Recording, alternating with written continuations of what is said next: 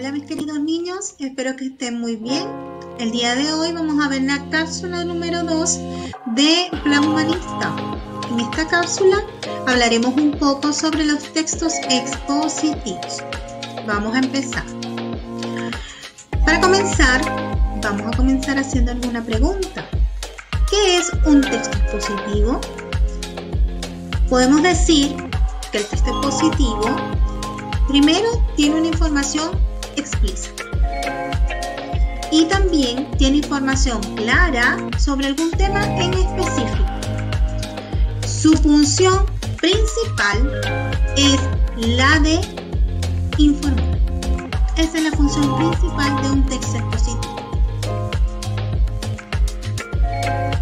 Ahora bien, vamos a ver la estructura base del texto expositivo. Todos los textos tienen una estructura base, ¿ya? La estructura base está compuesta por la introducción, el desarrollo y la conclusión. Todos los textos tienen esta estructura, ¿ya?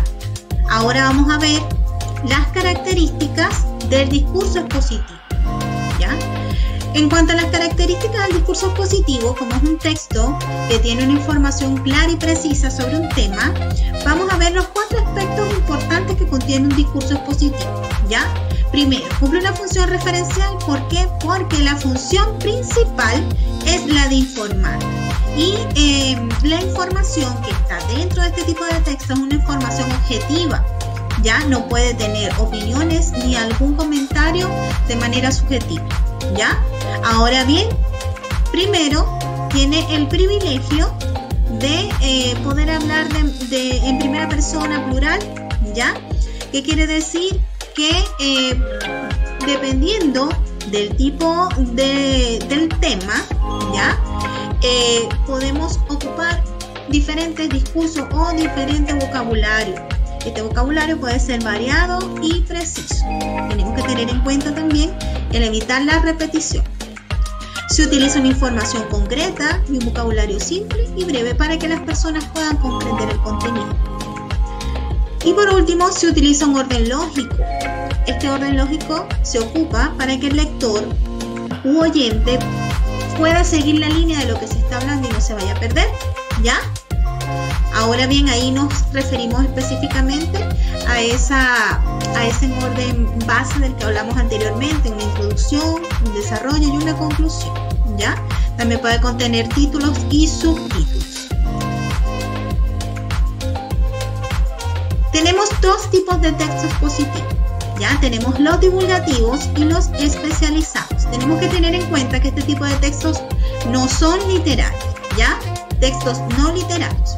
Ahora bien, los divulgativos nos informan sobre un tema de interés, ¿ya?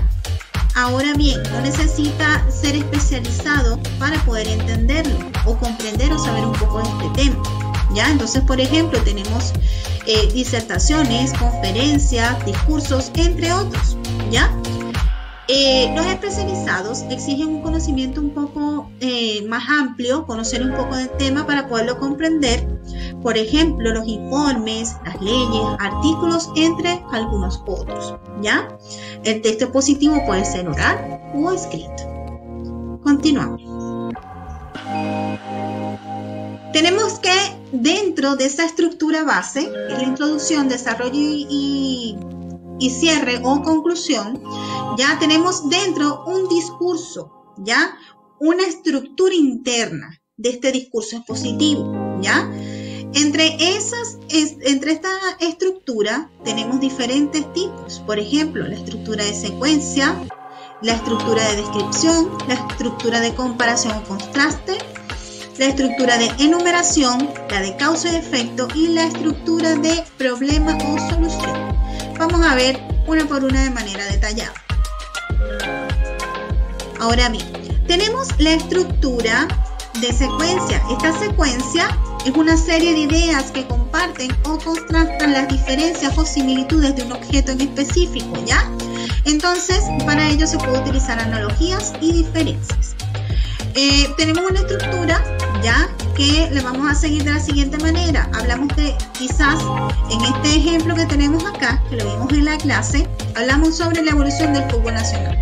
Entonces nos hablan de 3 diferentes fases, ¿ya? Primero nos nombra la fase número 1, nos indica una época específica y nos da una breve descripción de esa época. Luego pasamos a la fase 2 y por último a la fase 3, y cada fase está descrita o está por lo menos explicada a qué se refiere, ¿ya? Entonces esta es la estructura de secuencia, como explicar cada una de las fases o explicar o comparar alguna de las ideas con diferentes tiempos. De secuencia hablamos de quizás de tiempos o de diferentes épocas, ¿ya? Vamos a seguir. Tenemos la estructura que es muy sencilla, que es la de descripción. Simplemente, como todos saben, describir es cuando yo tomo las características de un determinado objeto, fenómeno, animal, persona, para poder describirlo, ¿ya? Entonces, por ejemplo, tenemos aquí un ejemplo simple de esta estructura en donde se describe un lugar, ¿ya? Entonces tenemos que, para poder describir, tenemos el objeto y podemos tomar de 1 a 4 características, ¿ya? Tenemos este ejemplo en donde se describe un lugar, y este lugar empezamos de lo macro a lo micro. ¿Qué quiere decir? Empezamos desde afuera, donde primero nos explica que este lugar está al lado de un bosque, ya luego nos habla de su parte interna y por último de cada uno de los detalles que están dentro de esta casa. Ya vamos a continuar. En la siguiente estructura vamos a ver la estructura de comparación o contraste. En esta estructura lo que hacemos es que se exponen las semejanzas o diferencias entre 2 o más objetos o fenómenos, ¿ya? Entonces, por ejemplo, tenemos acá este pequeño fragmento en donde se compara el oro con el bronce, ¿ya? Entonces, ¿qué pasa? Primero nombramos las cosas que tienen en común, ¿ya? Como ven aquí en pantalla, objeto 1, pues sería el oro, objeto 2, el bronce, los rasgos o las cosas que tienen en común, que los dos son de un color muy parecido y semejante y tienen un brillo intenso, ¿ya? Ahora bien, luego nos hablan de las diferencias, de los rasgos que los diferencian, y entonces allí es donde comenzamos a desarrollar esta estructura de comparación o contraste. Vamos a seguir. Tenemos la estructura de numeración, ¿ya? En donde se presentan diferentes elementos que tienen características en común, ¿ya? Esta estructura, por ejemplo, se pueden clasificar enunciando los elementos que pertenecen a un determinado grupo y las cosas que tienen en común o que las diferencian, ¿ya? Ahora bien, tenemos el objeto, ¿ya? O la clase, la clasificamos. El elemento número 1, nombramos el elemento número 1, el elemento número 2 y el elemento número 3, describiendo a cada uno de ellos. Entonces, en la estructura de numeración podemos clasificar en una clase, por ejemplo, en este caso, en este ejemplo que vimos en clase, se clasifican los animales según lo venenosos que pueden ser, ¿ya? Entonces, se nombran a 3 diferentes tipos de animales y las características de cada uno.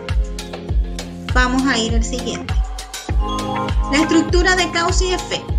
La estructura de causa y efecto, como bien lo dice, buscamos la causa o las diferentes hipótesis y buscamos los posibles efectos que pudieron causar este fenómeno, ¿ya? Entonces, por ejemplo, esta estructura se da en los textos en donde se analizan las causas y consecuencias de un hecho o un fenómeno, ¿ya? Entonces, es frecuente, por ejemplo, que consigamos este tipo de estructuras en textos de carácter histórico o científico, en donde se pueden exponer algunos acontecimientos o razones que han conducido a una situación o han desencadenado algún proceso, ¿ya? Entonces, tenemos un ejemplo, que también lo vimos en clase, en donde nos habla sobre el aumento de la cantidad de aves migratorias, ¿ya? Entonces, aquí nos dicen las posibles causas de la migración de este tipo de aves y las consecuencias o el efecto que han tenido esta migración, el por qué ha habido más cantidad de migración de diferentes tipos de aves, ¿ya? Entonces tenemos el hecho, algunas de las causas que causan este hecho y algunas de las consecuencias, ¿ya? Proseguimos. Por último, tenemos esta estructura que también es muy común. Tenemos la de problema y la de solución. Esta estructura de problema-solución es propia de los textos en los que se plantea una situación conflictiva o se propone una medida o una serie de medidas que pueden contribuir a resolverla. Entonces tenemos un problema, se plantea el problema y las diferentes soluciones a ese problema. ¿Ya? Entonces, por ejemplo, tenemos este fragmento en donde nos hablan sobre las lluvias, lo que desencadenan estas grandes lluvias, el problema que causa y las posibles soluciones a ese problema que causa. Entonces, chiquillos, lo vamos a dejar hasta aquí. En la próxima cápsula continuaremos hablando sobre los temas que hemos venido trabajando. Espero que estén muy bien. Hasta luego.